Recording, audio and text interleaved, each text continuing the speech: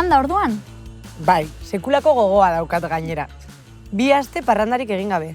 Jone, zahartzen ari zara? Lasai, ostegunean gaztetuko naiz. Zu baterako zara?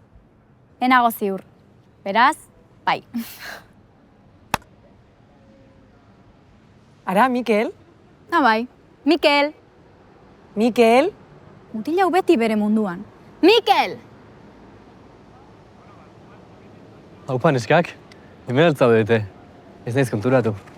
Ez du beti zure munduan. Zertan ari zinen pentsatzen? Gaur azken orduan aurkezpena daukat. Ikaskide guztien aurrean. Nor da zure aurkezpena? Tira, lasai, primeran egingo duzu. Bai, txo, ez kezkatu. Pentsatze hutsarekin eskuak dardarka hasten zaizkit. Zergatik ez duzu gure aurrean entxeatzen? Barre, egingo didaztue. Bai zera, aholku batzuk emango dizkizugu. Ea, hasi. Kaixo denoi? Aizu, baina aurkezpena ez duzu eserita egingo, zutik jarri. Uda pazientzia. Kaixo denoi, nire proiektua... Mikel, ezki kildu, atera hotxa, hitz egin beldurrik gabe.